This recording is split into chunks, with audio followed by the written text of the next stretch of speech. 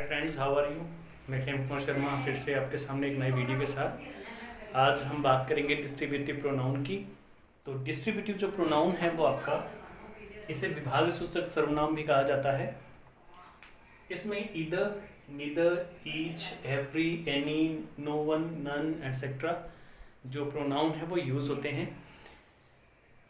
आज मैं आपको एक ट्रिक देने वाला हूँ जो आपको बहुत काम आएगी। सबसे पहले तो आप ध्यान रखें कि अगर ऐसा कोई प्रोनाउन यूज हुआ है डिस्ट्रीब्यूटिव प्रोनाउन में, जिसमें one of, either of, neither of, each of, every of, any of, every one of, no one of या नन ऑफ अगर हमने यूज किया है, तो इसके बाद जो नाउन या प्रोनाउन यूज होगा वो प्लूरल सेंस में यूज होगा।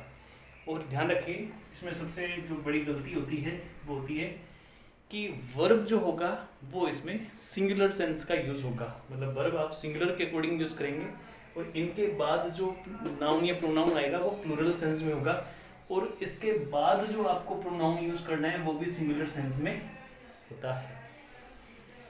क्योंकि अगर इसमें ऑफ नहीं लगा हुआ और सीधा ये नाउन या प्रोनाउन से जुड़ा हुआ है, तो ऐसे समय में ये डिस्ट्रीब्यूटिव एडजेक्टिव्स कहलाते हैं, डिस्ट्रीब्यूटिव एडजेक्टिव्स बन जाते हैं। तो इसमें थोड़ा सा कॉम्प्लिकेटेड ये है कि आपको सिर्फ इसे समझना है कि अगर इनमें ऑफ लगा हुआ है, जैसे वन ऑफ या either of the two girls, neither of the two pens, the each of the students, every of the teachers, अगर इस तरह से कोई वर्ड आपको मिलता है तो वो वहाँ आपको मानना है कि वो प्रोनाउन है। और वो कौन सा प्रोनाउन है? वो डिस्ट्रीब्यूटिव प्रोनाउन है।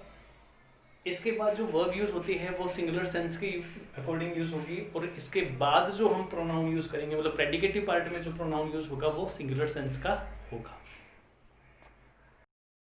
इसके लिए हम एग्जांपल ले सकते हैं।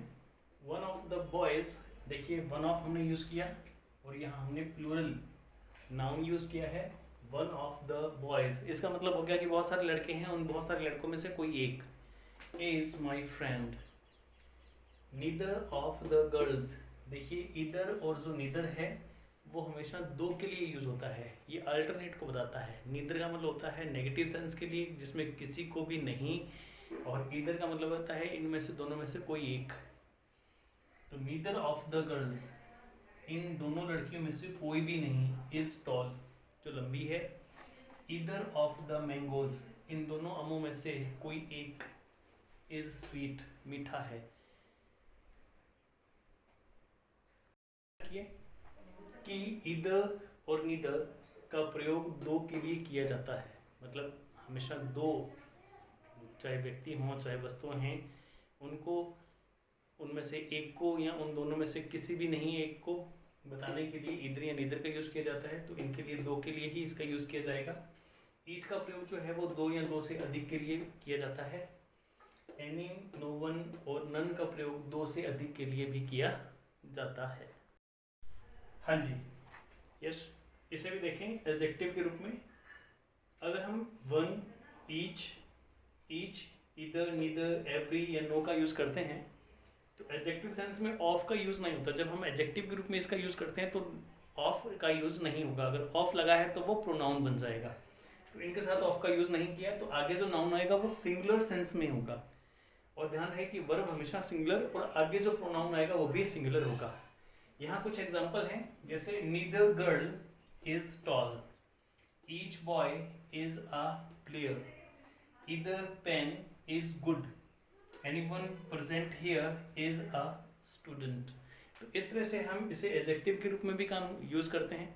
यहाँ सिर्फ और सिर्फ जो अंतर है वो आपको समझना है कि जब ये प्रोनाउन के रूप में यूज होते हैं तो इनके साथ में ऑफ का यूज होता है, और जो आगे नाउन आएगा या प्रोनाउन आएगा वो प्लूरल सेंस में यूज होगा। बाकी वर्ब और आगे का जो प्रोनाउन है वो वैसे ही सिंगुलर रहता है।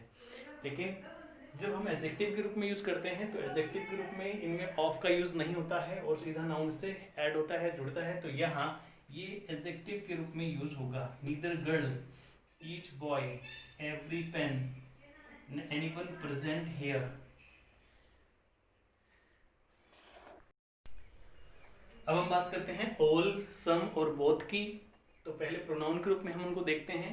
अगर all of some of, both of का हमने यूज़ किया है। ऑफ का यूज़ हो रहा है, देखिए यहाँ प्रोनाउन है, इनके साथ जो हम नाउन या प्रोनाउन यूज़ करेंगे वो प्लूरल सेंस में यूज़ होगा, वर्ब भी प्लूरल होगी, और आगे जो भी हम प्रोनाउन यूज़ करेंगे वो भी प्लूरल होगा।